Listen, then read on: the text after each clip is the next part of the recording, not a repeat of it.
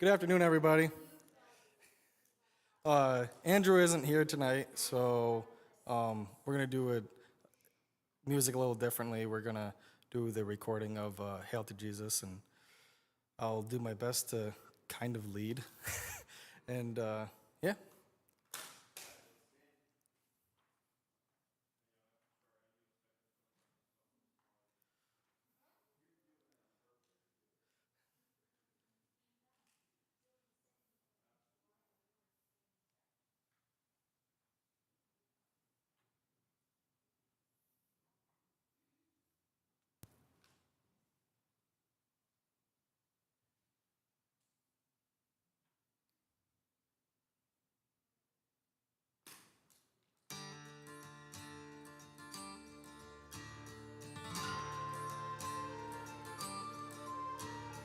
Seated here at my right hand, the Lord to my Lord did command, for those heathen I will take a kingly footstool for your sake. The Lord shall send your mighty rod from Zion's hill, the mount of God, to smite your foes until they break. The throne among them you must take. Hail to Jesus Christ is reigning, all will bow and all will name him Jesus, King of kings. Upon your head a crown of dew, your morning makes the old things new, and all who see your holy crown will bow before you in that hour.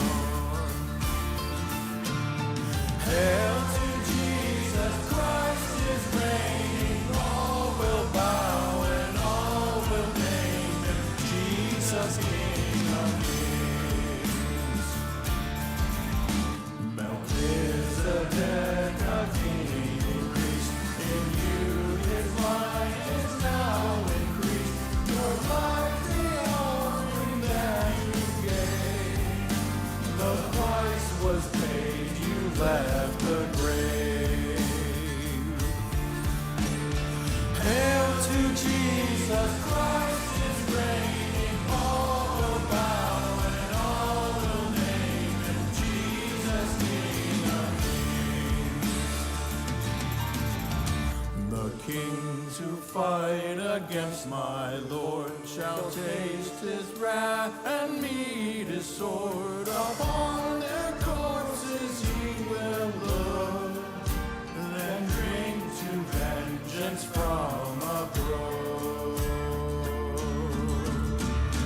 Hail to Jesus Christ is reigning, all will bow and all will name him Jesus, King of kings. Hail to Jesus Christ is reigning, all will bow and all will name him Jesus, King of kings.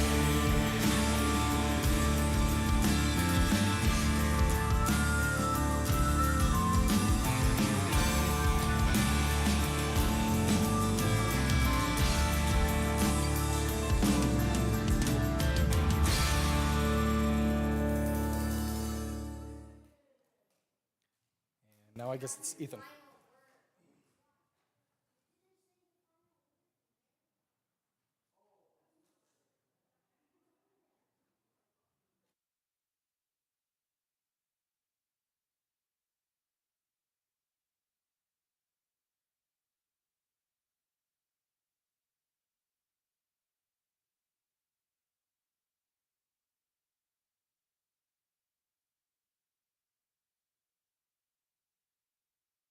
Well, good afternoon. This is welcome to the Friedensburg Biblical Institute, and we are in part 4 this week in Protestant resistance theology. And we're going to look at the life of John Knox today. And before I do that, to those who might be watching the video later, we have a conference in July 18th and 19th here at St. John's. It'll be up behind the hill. We're going to have a conference on abolition. And there's going to be a number of speakers here, so check out. You can find more information on that on allofchrist.org, correct? Sign up, register. It's going to be a 2-day event, and great speakers and a time of fellowship. We're also going to have camping up on the hill. We have a beautiful grounds up behind the church, and we've cleared it out, and yeah, it's just going to be a great time, great speakers, so check it out, register. We'd love to have you join us. So this class is part 4 of Protestant Resistance Theology. We're working through our studies on the Reformation in the Institute this whole year. We've had some classes so far highlighting some of the key reformers and their works. We looked at Luther and his work and on bondage of the will. We looked at Calvin and his institutes. And in this class, we're examining the one aspect of the Reformation that I've been arguing has been often neglected today. I've made the argument a number of times that you can't understand the Reformation properly without understanding the resistance theology that drove it. It was not merely a protest against abuses in the church and the state. There was actual resistance happening in varying degrees depending on where the Reformation was taking place. So far, we have seen that both Luther, Calvin, and the French Huguenots all believed that it was the duty of the lesser magistrates to stand in the place of between a tyrant and the people and to oppose them. I shared with you that of primary importance to the reformers was that their response to tyrants was biblical. This is of particular importance to us as we study the subject as well, because we should be asking ourselves, does the Bible support this? What we should be asking, what do the scriptures say?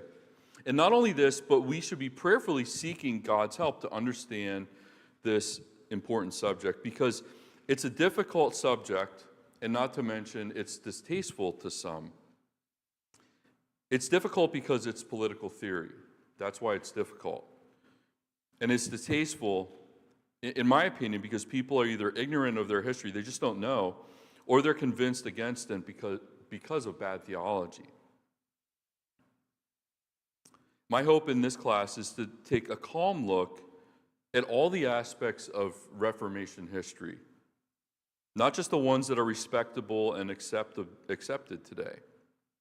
And by the way, I would not make the argument that resistance theology and political theology that came out of the Reformation occupied more time with the reformers and left a bigger impact on their followers than doctrine and ecclesiology did. I'm not making that argument. And I don't know how you could really make that argument unless you're just ignoring like a bunch of church history. My point is, again, just to point out one of the aspects of the Reformation that has been largely ignored. Take it or leave it, but don't ignore it. Now to our subject, the Reformation spread rather rapidly throughout the continent of Europe. And it very quickly made its way to England and Scotland. All right, we already talked about the Reformation in Germany and in France. We spent a couple weeks there. Now we're moving to the British Isles. Now we're moving to England and Scotland. Within just a few years after Luther nailed his 95 Theses to the church door in Wittenberg, Luther's pamphlets and English Bibles were being smuggled into Scotland. Listen to Douglas Bond here as he explains the rapid spread of reformational thinking in Scotland, and this is from his book, The Mighty Weakness of John Knox. Quote, Martin Luther's teaching on justification by faith alone was making its way into Scotland by his books and pamphlets. Devoted smugglers were spiriting English Bibles into Scotland by cartloads, and sola scriptura and the Reformed gospel were penetrating the corrupt universities of the realm. Meanwhile, peasants were singing popular ballads, exposing clerical abuses and celebrating gospel truth, end quote. In fact, the spread of Protestant thought was so successful in Scotland that in 1525, the Scottish Parliament banned this type of literature from being imported. And this, of course, was an unsuccessful attempt to stop the spread of Protestantism. Scotland was just beginning her Reformation, and within a few decades, she would see many more substantial reforms, both in the church as well as in government. And those reforms would last for centuries. It would be an exaggeration to attribute the Reformation in Scotland to one man, that is, to John Knox. Although there were many other men who came before him in Scotland, such as Patrick Hamilton and George Wishart, men who were martyred for the faith. Yet Knox had the greatest impact and the longest legacy in his country, I think. So who was John Knox? What do we know about him? Well, very little information exists regarding the early life and upbringing of Knox. Historians debate about the date of his birth, the town he lived in, and the schools that he went to. We know that he was born in the early part of the 16th century. Some say 1505, some say 1514. I don't know. In the town of Haddington, or south of there, in Scotland. A chronological account of John Knox's life given in the Works of John Knox, Volume 1, jumps from his birth, which the editor of the Works of Knox says was 1505, and the editor was David Lang, and he believes his birth was 1505, and then he jumps to 1522, where there's then a record of Knox attending either the University of Glasgow or the University of St. Andrews. In any case, Knox did have some religious education, but some historians believe that he never finished his education, and they speculate as to whether his failure to finish his education was due to the fact of his distaste for it. But we do know that Knox did not give up, because in his mid-20s he became a priest, and some accounts say he became a priest later. But I quote from from Volume 1 of Knox's works. This is from the editor, David Lang. Quote, "He was probably connected for upwards of 10 years with one of the religious establishments in the neighborhood of Haddington. It is generally supposed that between the years of 1535 and 1540, in the course of his private studies, the perusal of the writings of Augustine and other ancient fathers led him to renounce scholastic theology, and that he was thus prepared at a mature period of life to profess his adherence to the Protestant faith." And one of the things that I read in some of the stuff that they were talking about in the school, in like maybe it was St. Andrews or the University of Glasgow, was how if all the fingernail clippings that we clipped off throughout our life would be given back to us in the resurrection of the body. Silly stuff like that. It was just, and worse. But I would like to read a brief biographical account to you of the life of John Knox, written by Francis Schaeffer, and this is from his Christian Manifesto. It's somewhat long, but I think it's interesting, and it'll help us to understand better the life and times of John Knox. Knox was ordained to the priesthood in 1536, the year that William Tyndale was executed. After studying at St. Andrews University near Edinburgh, where Samuel Rutherford later was rector. Knox was also a lawyer and a bodyguard to the fiery evangelist George Wishart. Shortly thereafter, Knox accepted the call to the ministry and began attacking the Roman Catholic Church. This was extremely dangerous, since the Roman Catholic Church exerted a dominant influence over the Scottish state. Knox was prevented from preaching on Sundays. The dates were conveniently filled by priests. Knox held services on weekdays, during which he refused what was said by others on Sunday. So successful were his efforts that a majority of those in Edinburgh made open profession of the Protestant faith by participating in the Lord's Supper as administered by Knox. On June 30th, 1547, Knox, along with others, was captured by French forces in the war with England. Disaster that this was, it was better than what would have happened if the Scottish government had apprehended him. Most likely, he would have been burned at the stake. After almost 2 years as a galley slave, Knox gained his liberty. He landed as a refugee in England in 1549 and resumed preaching. He was so effective that Protestant families in Scotland, hearing of his ministry, crossed the border illegally and settled in Berwick, England, so as to be near him. Knox is rightly thought of as a radical reformer. There is, however, an important distinction to keep in mind concerning him. Throughout his ministry, Knox appealed for moderation and compromise whenever truly fundamental issues were not at stake. Attempts to keep the English crown in Protestant hands failed, and in August 20th, 1553, Roman Catholic tutor Mary entered London. Many of the outspoken Protestants were taken captive and imprisoned. Knox was able to escape from the country to Geneva, Switzerland. It was during this time that Knox developed a theology of resistance to tyranny. He began smuggling pamphlets into England. The most significant of these was the Admonition to England, published in July 1554. Anyone take a guess where he got the influence of resistance to tyranny from in Geneva? Calvin. With this move, he had stepped into new territory, going further than any reformer had previously gone. Within a few years, tens of thousands of Huguenots were offering armed resistance to the French government. And the year Knox died saw the beginning of a successful revolt and saving of Holland.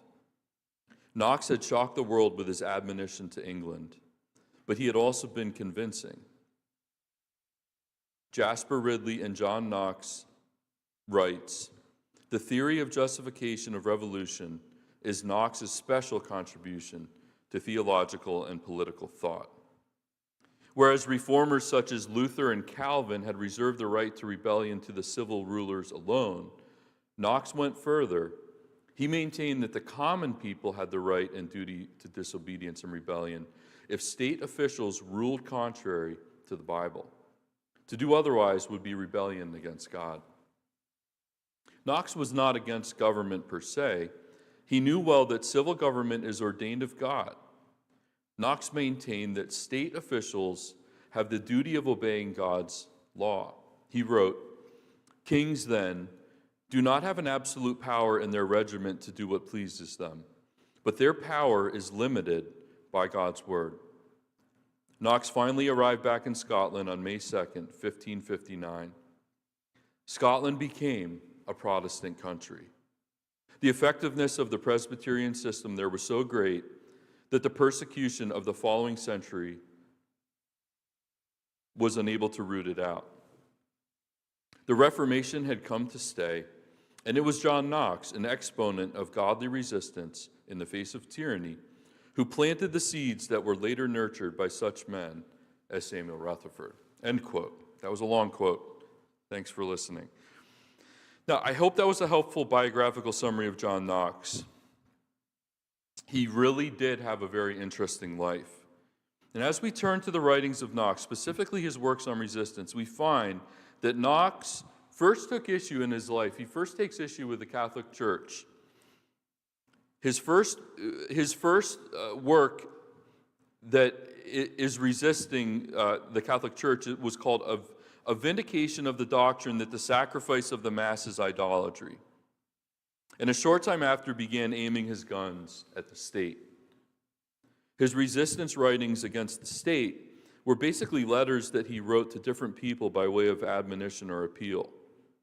He did not produce a work like Vindicii, or like what we will read next week, Lex Rex. Nor did Knox produce a systematic theology like Calvin did, but he certainly did add to the doctrine of resistance theology developed by the Protestants. He produced some works toward the end of his life which specifically were geared at helping reform the Church of Scotland. In fact, in August of 1560, the Scottish Parliament requested that he compile a confession of faith. He and 4 other men, also with the first name John, put together a confession of faith with 25 different articles in just 4 days. And I briefly skimmed through the Scots Confession of Faith, and it's pretty impressive that they were able to put that together in only 4 days. The Scots Confession of Faith would serve the church in Scotland for almost 100 years, only to be replaced by the Westminster Confession of Faith in 1640s in England. And 6 years before Knox's death, he produced a history of the Reformation of religion in Scotland. Now, we're going to spend the remainder of our class looking at one of his well-known resistance writings. From what I could tell, Knox produced at least 3 specific resistance writings geared towards the state. I will list them in chronological order. The first was a faithful admonition to the professors of God's truth in England in 1554. The second and the third came out in 1558, and they were the first blast of the trumpet against the monstrous regimen of women, and lastly, the appellation from the sentence pronounced by the bishops and clergy, addressed to the nobility and estates of Scotland.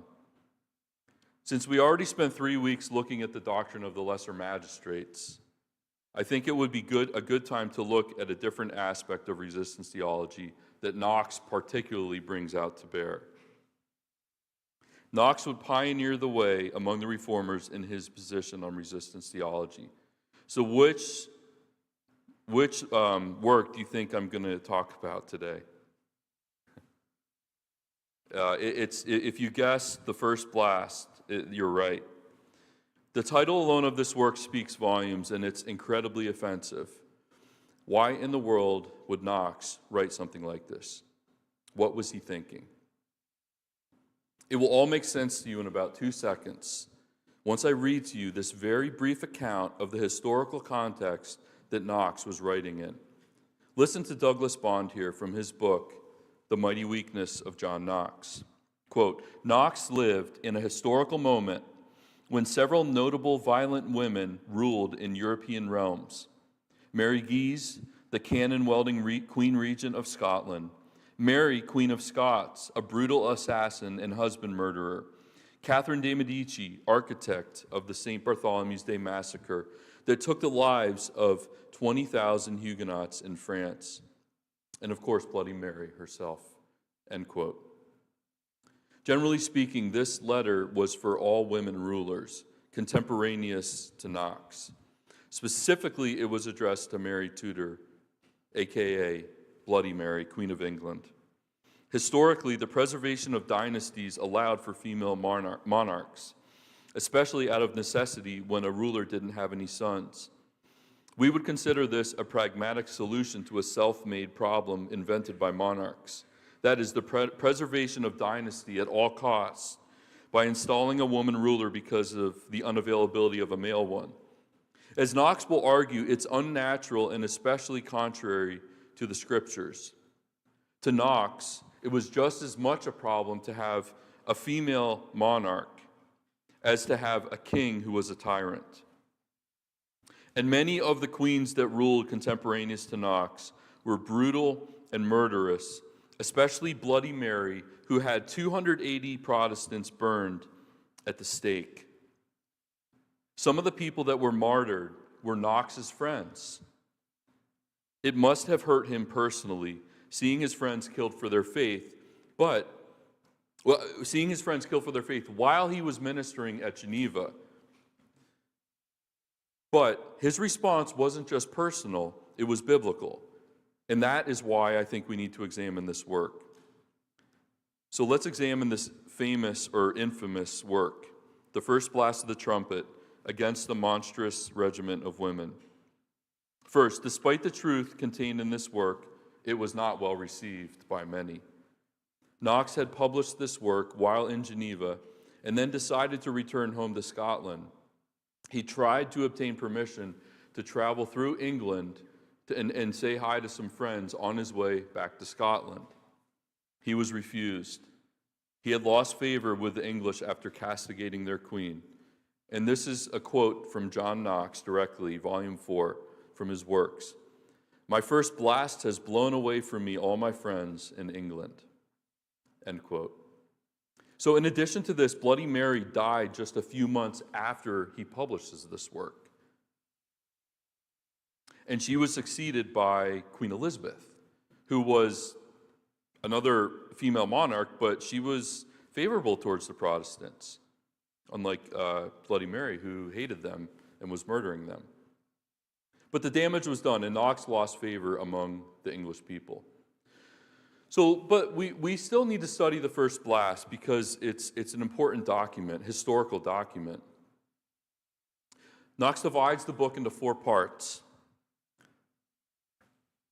The first part is the empire of women is repugnant to nature. The second part, the empire of women is contrary to the revealed will of God.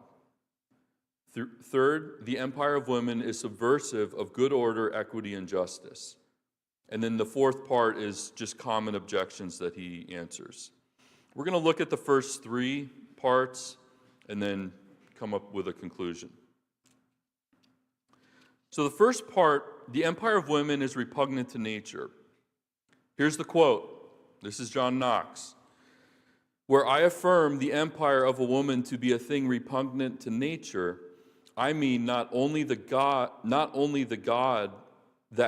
by order of his creation, has deprived woman of authority and dominion, but also that man has seen, proved, and pronounced just causes why it should be. For the causes are so manifest that they cannot be hid.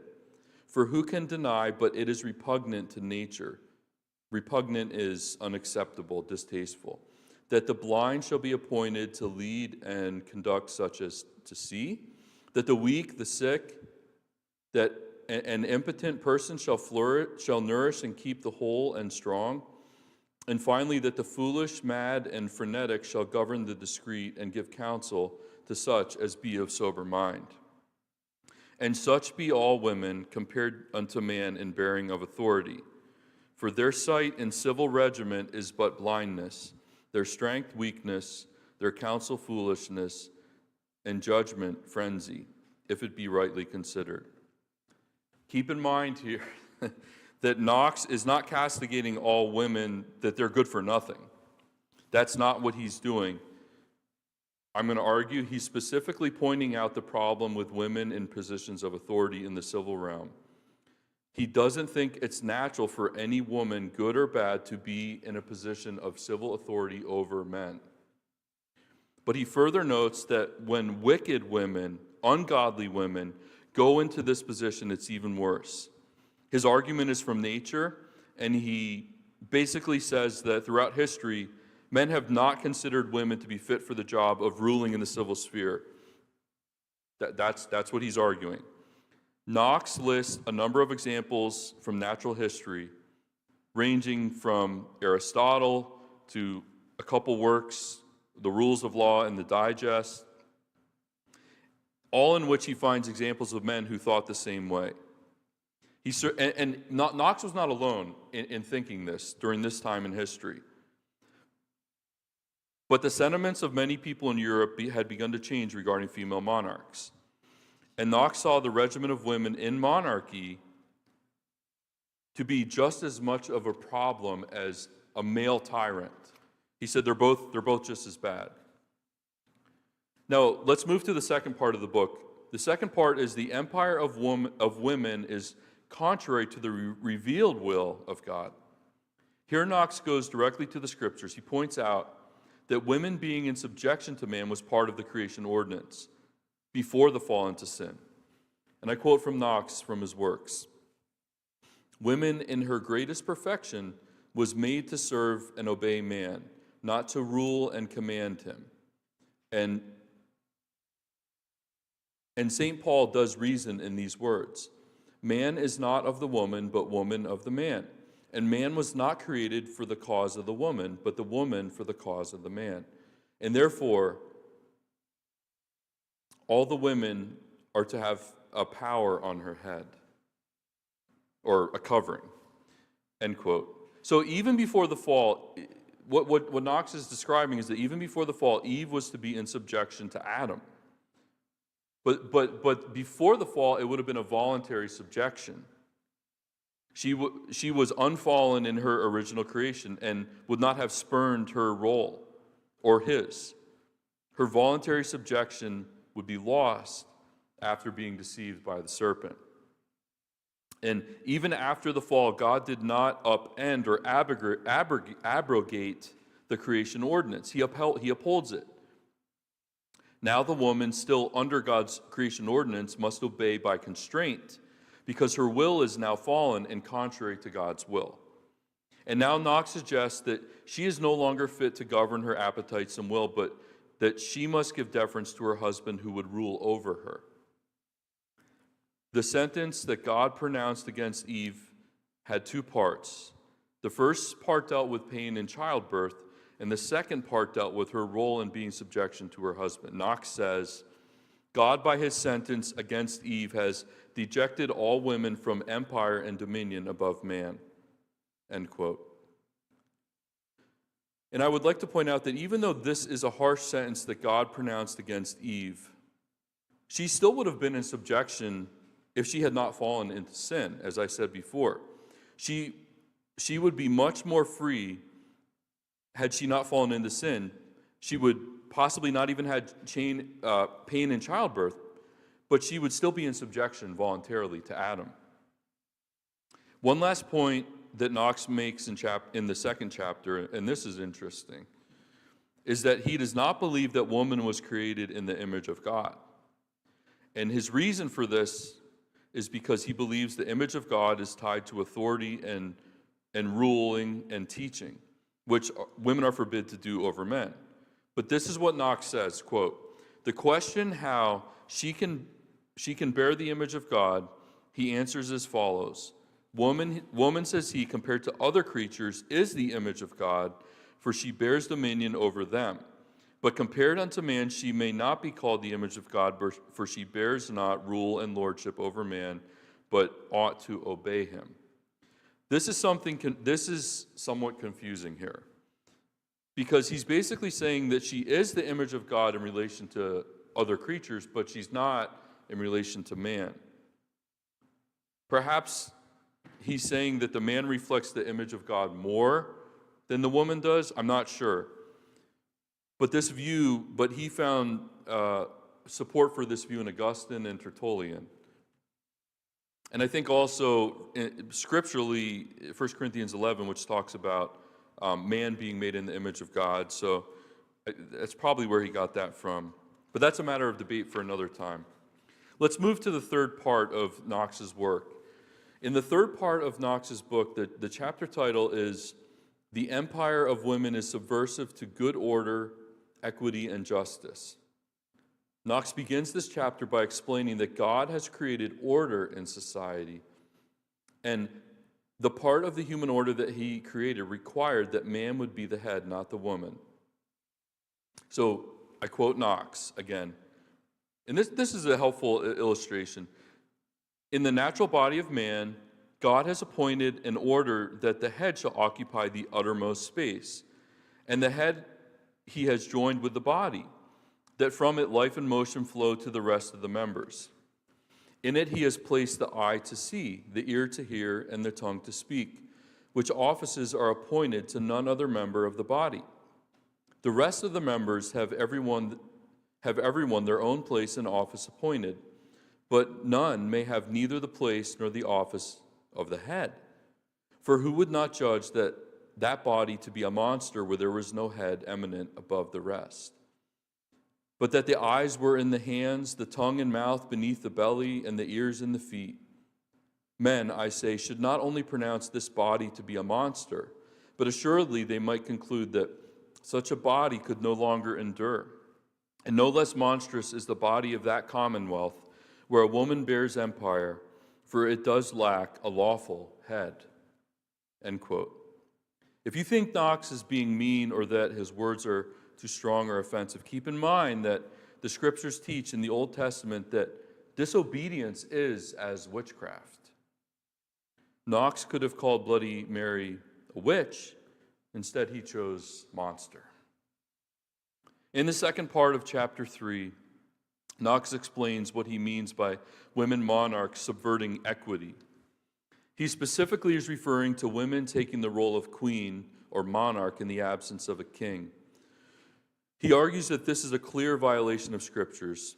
He goes to Deuteronomy 17, and he says that here's the requirements for a queen, for a king. I quote Knox, "Against that order, the order of Deuteronomy, it is manifestly unacceptable that any woman shall occupy the throne of God.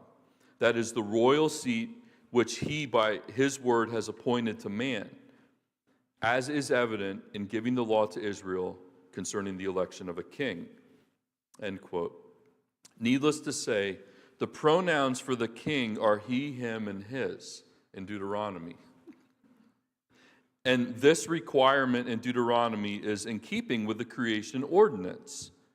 Knox did not see the abrogation of the creation ordinance by the gospel, nor did the New Testament writers overturn God's original creation, his design for men and women, to rule. Now, I'm not arguing for a monarchy, but what I'm saying is that God, that original, and I don't think Knox is, and I would say, I agree, I don't think that the gospel overturns the rule of man and women and their specific roles.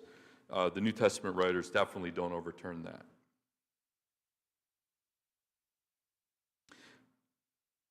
So let's go now to the conclusion at the end of the book. This is a very important part. This is where Knox goes further than all the other reformers. Listen to this quote. "If God raises up any noble heart to vindicate the liberty of his country and to suppress the monstrous empire of women, let all such as shall presume to defend them in the same most certainly know, and in so doing lift up their hand against God, and that one day they shall find his power to fight against their foolishness. Cursed Jezebel of England, with the pestilent and detestable generation of papists, make no little brag and boast that they have triumphed, not only against Wyatt, but also against all such as have enterprised anything against them or their proceedings. But let her and them consider that yet they have not prevailed against God. His throne is more high than the length of their horns are able to reach. Now not only the blood of Father Latimer, the mild man of God, the Bishop of Canterbury, Cranmer, the learned and discreet Ridley, the innocent Lady Jane Grey, and many godly and worthy preachers that cannot be forgotten, such as fire have consumed, and the sword of tyranny most unjustly has shed, do call for vengeance in the ears of the Lord God of hosts. And I verily believe that it is so nigh that she shall not reign so long in tyranny as hitherto she has done, when God shall declare himself to be her enemy, when he shall pour forth contempt upon her according to her cruelty, and shall kindle the hearts of such as sometimes did favor her with deadly hatred against her, that they may execute his judgments." End quote. So there you have it. Knox, he's calling for sedition. And it's kind of a combination of sedition and imprecatory prayer and an imprecatory statement against just the wickedness and the murder that's happening to his beloved Protestant friends in England. He calls for faithful men and nobles to rise up and dethrone the Queen. So here he departs from Calvin, who taught that Christians should work within an existing structure for reform. It appears that Knox is really trying to motivate people. Remember, he's in Geneva, he's hearing these reports. He's seeing what's happening in England, where he had ministered as well as in Scotland, and he's telling the people, do something about it. This was not well received by the English people, as I said before, or by a number of Knox's friends, including John Knox and Calvin, who accused him of impropriety. They said it wasn't the right time. But again, this was, historically, keep things in perspective. This was a rather large persecution Bloody Mary, I think 5 or 6 years she reigned, and she killed nearly 300 Protestants. But things really began to escalate with the persecution of the Protestants, because within a decade or so, the French monarchs would just come in and slaughter the Huguenots, and so was Knox really off his kilter here? Was he going too far in his encouragement to take a step to dethrone the Queen? I'll get to that, and I'll get to questions in a second. Let me just say one last thing about John Knox. The influence that he had in Scotland was so significant. Scotland had pushed out Catholicism from their country, and they became Protestant. Few countries were as successful as Scotland in reforming the church and in reforming their government. By some accounts, the fruit of the Scottish Reformation lasted in Scotland for nearly 4 centuries. Whatever men think about John Knox, one thing is for certain: he had a powerful effect on reforming not only the church but the state. And my last statement, at John Knox's eulogy, there was a man who said, "Here lies a man who feared the face of no man." End quote. That's John Knox for you, the first blast of the trumpet. Questions or comments? Yes, Roy. Couple things. So Calvin was a lesser magistrate. You're not going to, the chances of it ending up in anarchy are slim, right? Because you have the lesser magistrates. If you appeal to just general people rebelling, you're more at a risk for anarchy. And I'm also wondering, the fact that is his audience primarily Scottish? English. No, the first blast is for the English people. Okay, because I'm thinking in Scotland you've got clans. So he appeals the first blast and the admonition were to England. The appellation was to the nobles in Scotland. Okay. But the first blast and the appellation were both in the same year in 1558. So he kind of went. He blew the trumpet in 2 directions. Well, my point, I guess the thing I'm wondering, in Scotland, you've got a lot of family clans. Right. So I almost wonder, like what we might see as common people, would they have seen as a lesser magistrate? Or like if you have this family clan, Right. it's almost like a lesser magistrate. Right.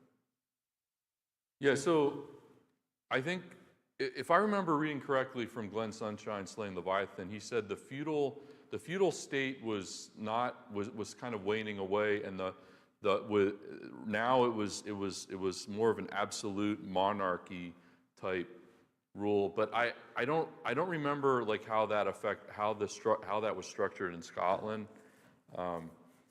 That's a good question. So, but he does, like, in the first blast and in the appellation, he's appealing to the nobles. He is appealing to the lesser magistrates. So he wasn't against that.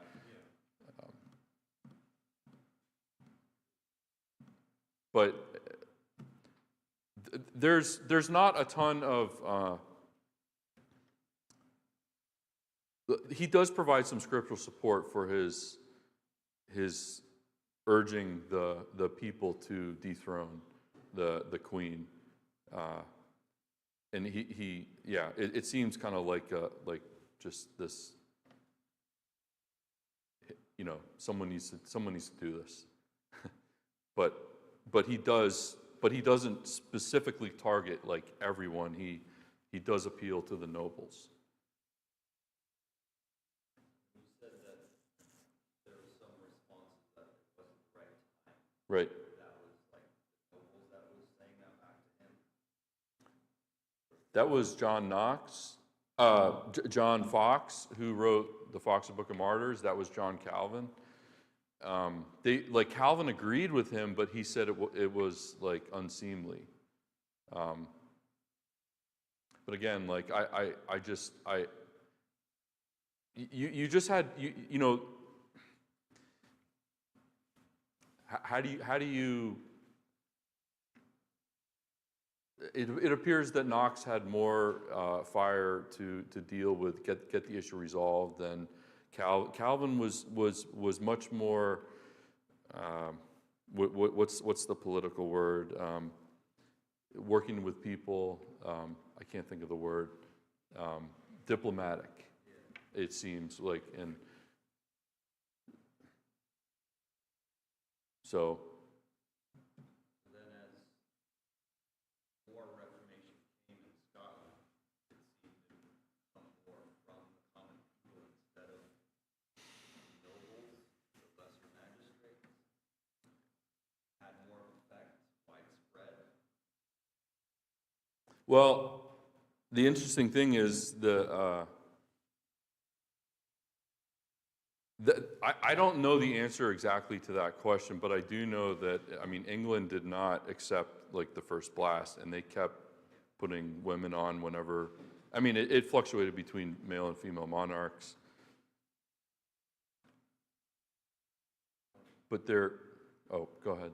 No, let me find something. I'm just remembering a story I heard about a milkmaid in this time period. What makes me think about that is today, because we hear the same kind of comments from legislators, oh, it's not the right time. Right. So I'm not aware of like the extent of the involvement of the common people in bringing about the Reformation and in resisting. I'm not like I can't give you the exact facts on that, but I do know that those Knox's thinking, at least we can at least say that like this is where that type of thinking started to take off with Knox, and then Rutherford takes it and like I think even goes a little bit further, and then the founding fathers of this country, they were following that same vein. So, but yeah, that it seems like they were saying it's not the right time. That they were definitely saying that. When is the right time? Well, the interesting thing too is that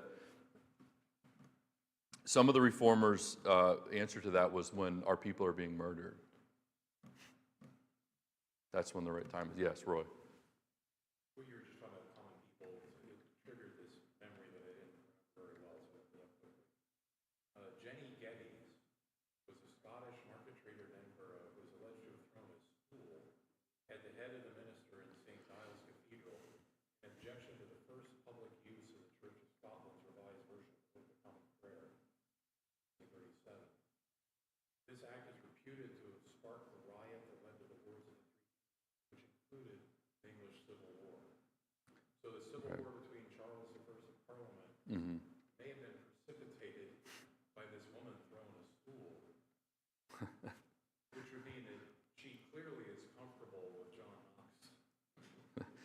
Well, what about the iconoclasm? I think there was some level of involvement in Scotland with iconoclasm, and I did not get into studying that, but I think that there was a certain level of like just tearing down the Catholic, because one of the debates that happened was now that Scotland is a Protestant, we get all the land, we get all the the money should be going to the Protestants. Like no more funneling it into the Catholic Church. So, but that's an interesting study too, like the iconoclasm. But yeah, I can't really speak much about that because I didn't study it. Yeah. Does anyone want to add anything or? Okay, well, we'll stop there.